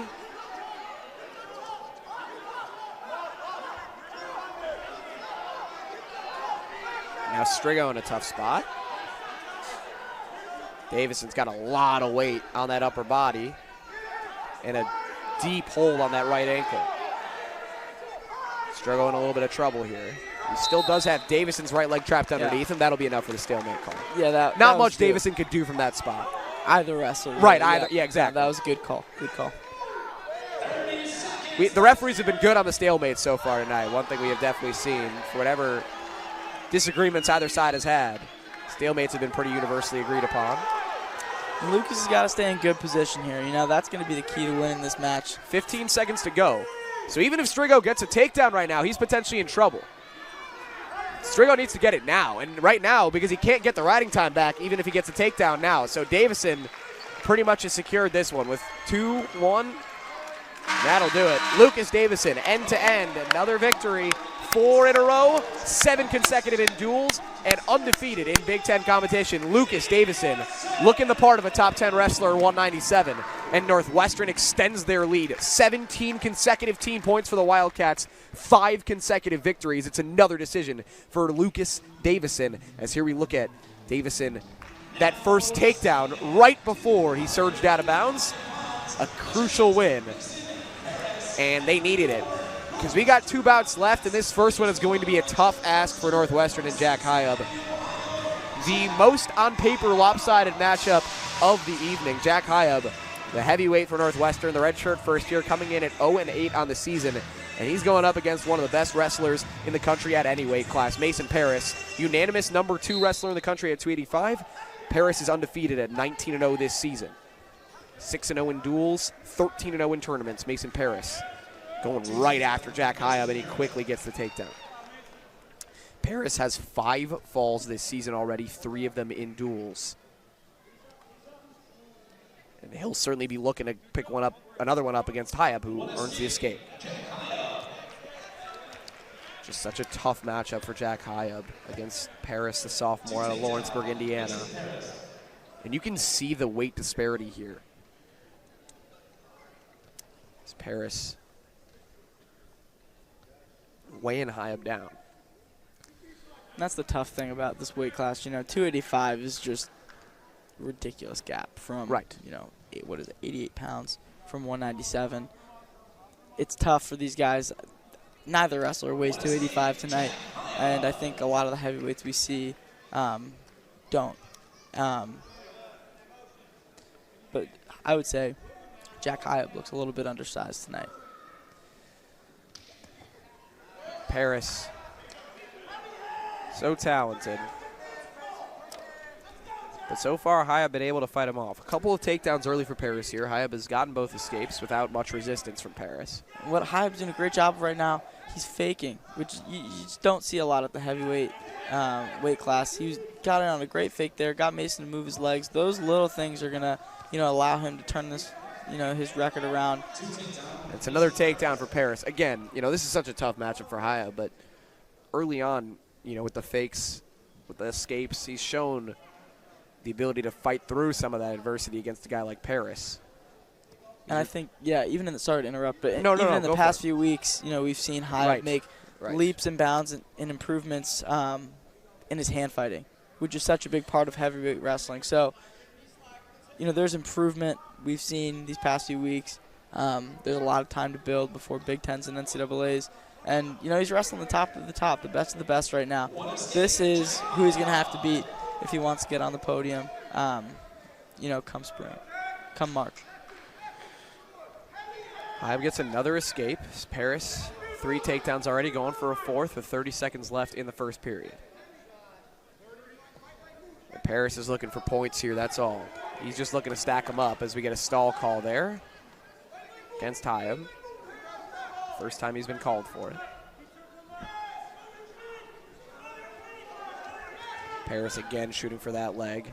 Again, just works his way on top of Hayab so quickly. Another takedown for Mason Paris. He's got 4 already and just stacking those points.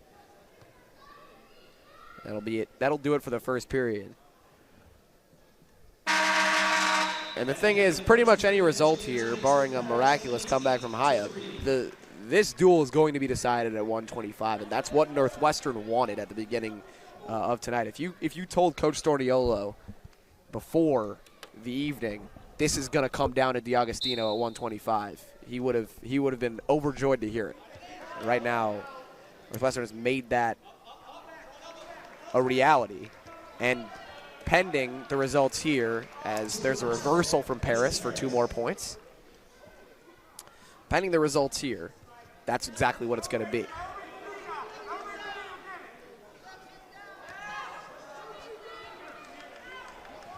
Mason Paris just showing you why he is the number 2 ranked wrestler, and he's got the near fall locked in on Hayab. He's nearly got that left shoulder to the mat. He's got the full 4 near fall points already, and that'll be what he gets. 14-3 the advantage for Mason Paris. He's building towards potentially his first tech fall win of the season. Paris, for all the falls, for all the major decisions, does not have a tech fall to his credit so far. He's nearly at that point.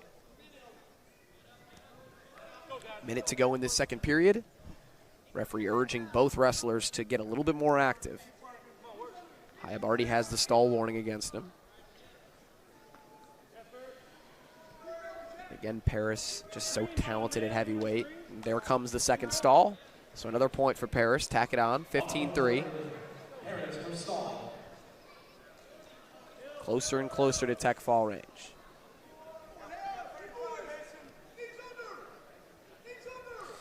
Hayab just not very active underneath right now. Expect another stall call in the near future if nothing changes here. We got 20 seconds to go in the second period. Yeah, he's starting to build his knees under him, which is a good start.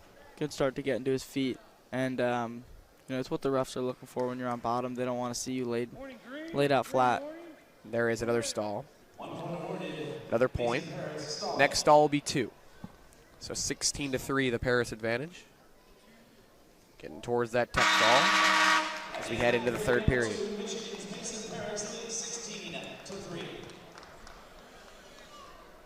And Hayab, just fighting. We mentioned it. It was always gonna be a tough matchup for him. These guys are just at 2 different stages of their careers right now. Hayab in his first year at 285, always difficult as Paris allows the escape. Practically pushes him into the escape. To be perfectly frank, he knows all he needs is a takedown to get enough points with that riding time point added for the tech fall.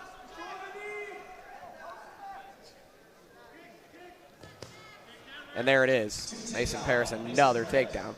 And right now with that riding time point added on, he's in tech fall range. Paris potentially trying to see if he can turn it into a fall as he allows Hyab another escape.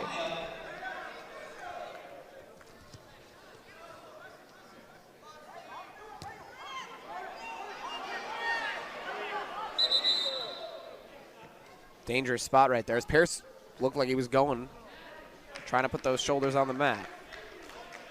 Referee stands him back up. Minute 18 to go here. Paris just looking for that last takedown. Again, just shoots that leg so quickly. Mason Paris, really impressive wrestler. There it is. 2-point takedown, and that'll do it. So a tech fall for Mason Paris, his first of the season. 20-5 victory at 285. And Michigan retakes or ties it back up. But like I said, it didn't matter how much Mason Paris won by. It was always going to come down to 125 here. Tough for Jack Hyab right there. Does avoid the fall as we see a couple of those nice takedowns from Mason Paris, who had a really nice match. Again, just showing why he's undefeated. Brings that record to 20-0, one of the best wrestlers at any weight class in the country. But this is it. It all comes down to 125 right here. And we've got Jack Medley for the Michigan Wolverines, unranked redshirt sophomore via Flow Wrestling. A couple other sites have him ranked. And at 125 for Northwestern, Michael DeAugustino, the number 7 wrestler in the country at 125. And this is the perfect moment for DeAugustino. You start at 133 for this moment. The match, the duel is all on Michael DeAugustino's shoulders here at 125. The wrestler that wins this one wins the duel for their team. This is what Northwestern wanted coming into tonight. Mike the Bandit DeAugustino, the Florida boy. This is going to be a great match. Mike saw Medley quite a few times this season. Each time he's wrestled him, the lead has been built, with the last win being a major decision. So, you know, this is an interesting matchup. This is a great matchup and a good spot for the Cats. Yeah, Medley no slouch, 11-8 on the season, but No. DeAugustino has been able to control him certainly in their matches to this point. DeAugustino with that 13-4 record so far this year has had some really impressive showings in tournaments. Made it all the way to the championships of Midlands at 125. It's a stalemate call here. Partially helped by medical retirement of Spencer Lee in the semis, but still quite a tournament for Michael DeAugustino. Absolutely, yep. And for a guy who's, just recently come into this starting role at 125, the redshirt first year, stepping into the shoes of a guy like Sebastian Rivera at 125 pounds, so difficult, and he has really made it his own for this Northwestern team. With Rivera making the move up to 133. DeAugustino still working. Just able to turn him around there. He's got to lock in over the neck of Medley. Mike is so strong, unbelievably so, just in weird positions. As Medley forces him out there, they're going to restart it. DeAugustino looked like he had the upper hand. Medley somehow able to battle out of that without allowing a takedown. Michigan bench giving it up. DeAugustino has looked to have the upper hand so far, but Medley still not allowing a takedown halfway through this first period. Everybody on the edge of their seats. Like I said, 17-17. This one decides the duel between two ranked foes in the Big Ten. This is a really important matchup for both of these teams. A dual win means a lot at this point in the Big Ten season. Northwestern's got some tough opponents coming up. Still got Iowa to face. Ohio State down the line. A win here does a lot for a team's confidence, especially without two of your better wrestlers at 133 and 149 in Sebastian Rivera and Yaya Thomas. But right now, Medley's managed to ground DeAugustino. That front headlock.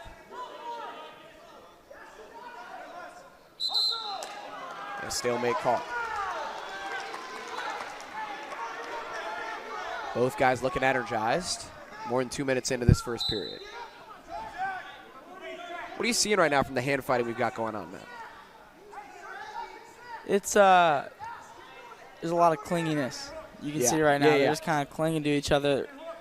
It's hand fighting, but I think we can see a little bit more hand moving. Medley's just kind of pulling. Yeah, just pulling. 2 hands on his neck. It's pretty boring, to be completely honest. No, we want to see, leg attacks. Right. We want to see scoring from those or hand fighting, you know? Yeah. And I think, as the match wears on, the time runs down, we're going to see some more of that. I'm not discouraged, but a slower start. A first period of not exactly spectator-friendly wrestling.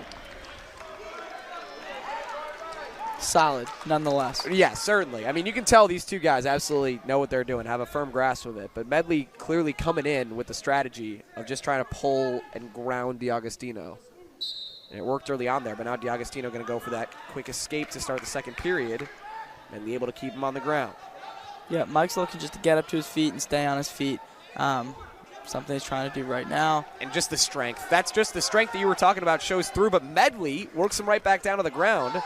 The hands broke. DeAugustino back to his feet, and he gets out of there. And even though he's put back down, he got his knees right underneath him, and he was back up to his feet. That's the wrestling that's going to win this match. We got a stall call. They got DeAugustino there for the warning. But he got the escape, like you said. Went down, went right back to his feet. Just that lower body strength. And he's got the 1-0 lead now. And again, Medley going right back to those tactics, just trying to pull DeAugustino's head down. Not much more than that. Yeah. But he's going to have to turn it into something more than that. As some sort of equipment comes free there, maybe a piece of tape. Yeah, I think it was tape on someone's finger. Yeah, loose on the ground.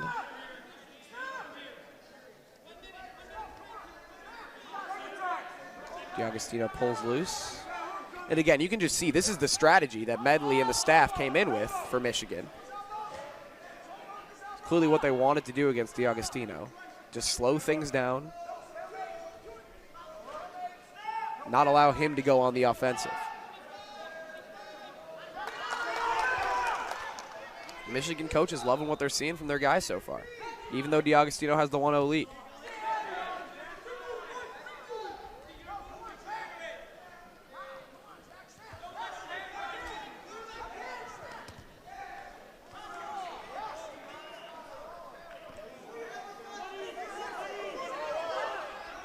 More of that lockup in the upper body as both guys work towards the edge of the mat. DeAugustino trying to work around him. Doing a good job circling there. With a stall call like that, being on the edge, you cannot get pushed out. He did a good job finding it there, circling his butt to the center, controlling the mat. And it almost looks like, like you said, Medley trying to force DeAugustino into another stall call. And now this is the crucial moment of the match right here. With a match as slow as this one in terms of the takedown department, how long can Michael DeAugustino hold on to Jack Medley? A quick escape here would be big, as they're going to force the restart. DeAugustino with the quick move. They ran a second off the clock. Got to reset that. Got to reset that riding time as well. 21 seconds of riding time for Medley. That's how long it took DeAugustino to escape in the second period. Doesn't really matter how long it takes Medley to escape right here. He's just got to escape, unless, of course, it takes longer than a minute 20. Right now, DeAugustino's got him in a pretty good spot.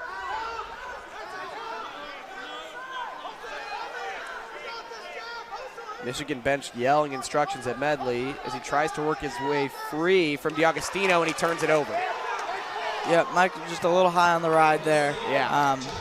And Medley able to slip out the backside. He gets the escape.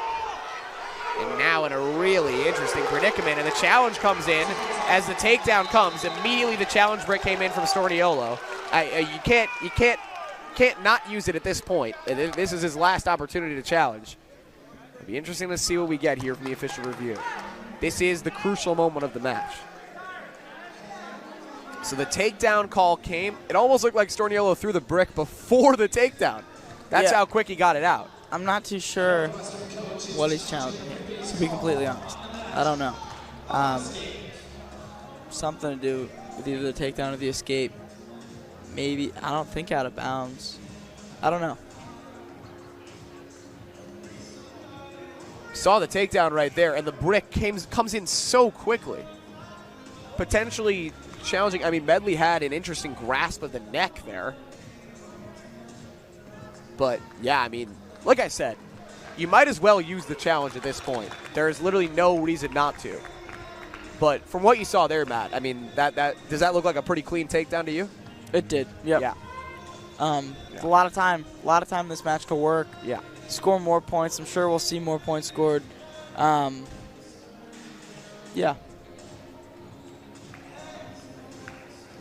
Referee's still looking at it here. Again, you know, the easy assumption is that they're looking at the takedown. But with how quickly that brick came out, they could be looking at any number of things in the tie-up there. Could have been something before that. Yeah. You mentioned out of bounds. There definitely were not out of bounds. That's not a consideration at that point. Agreed. The escape is a possibility, as we see Coach Matt Storniolo right there looking up. The fact that they're still looking at it means there's something there, obviously. But now they're going to put the brick away, and that means that the challenge is not going to be good. So the call on the floor, whatever it was, is going to stick. It's going to be 3-1 Jack Medley here. So it stands. Medley going to start on top of DeAugustino. DeAugustino needs that escape, or potentially, if he dares to dream, a reversal. Riding time, not much of a consideration at this point. If DeAugustino's grounded for 55 seconds, he's in more trouble than the riding time point. Instead, he's grounded for about 3 seconds. So DeAugustino down 3-2 with the 2 escape points after the Medley takedown. He's got to make something happen here. He's got 1 minute and 11 to do it. Riding time, not a consideration. 1 second advantage for DeAugustino at this point. And this is a position Mike's really talented in the front head here. He's got to be getting his hands to his mat. Yeah, we just need to see some action from this position. Mike's looked like he's got juice in the tank to make it happen. He's working for it. He's working to bring Medley back down to the mat. DeAugustino has got to create a takedown here. Trying to use all that strength in his upper body that he can.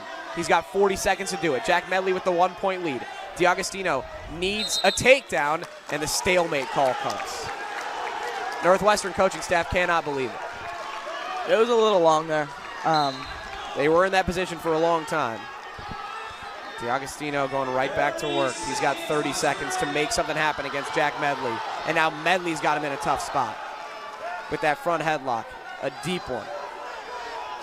DeAugustino battling on the edge of the mat. And now DeAugustino turns it around. Oh, my gosh. Michael DeAugustino, and they're right at the edge, and now they're out of bounds. Wow. Wow. Northwestern can't believe that DeAugustino didn't get a takedown there. DeAugustino can't believe that DeAugustino didn't get a takedown there. As he takes a second to come back to the center of the circle. Now he's got 9 seconds. DeAugustino was sure he had it with a turnaround, and now he's got 8 seconds to make it happen. DeAugustino pushing and turning and trying to make it. DeAugustino, they didn't give him the takedown, and that'll do it. Wow. At the horn, Michael DeAugustino thought he had the takedown. Everybody on the Northwestern side thought so, but Jack Medley battles to the horn. Northwestern does not have their challenge left, and that'll do it. He gave himself every opportunity to win. Wow. You know. Matt Storniolo is not pleased with the ending of that match. That is about as animated as you will ever see any Northwestern coach get at the end of a duel. But wow, Northwestern feels like they just got robbed. A decision win at the very end by Jack Medley wins the duel for Michigan. As there we see some of the battling in that match. Wow, what a crazy night of Big Ten wrestling. Michigan comes away with the duel win by pretty much literally the slimmest of margins. As Michael DeAugustino thought he had a takedown at the very end. Instead, Medley gets the 3-2 win. Here we see that late takedown, that late escape, I should say, from DeAugustino. And that'll do it for us here at Welsh Ryder. Here from my partner, Matt Vincey. You've been a great help to me, Matt. Really appreciate it. We had some highly emotional moments. Really appreciate you being with me. Northwestern wrestler Matt Vincey joining us on color here. I've been Noah Kaufman. I'm a play-by-play for everybody back in the studio. This has been Northwestern broadcast on BTN Plus. Michigan 20, Northwestern 17. The Wolverines come away with the road win in the duel. And the Wildcats forced to regroup and come back next week. Thank you for listening. Thank you for watching. And have a good Friday night.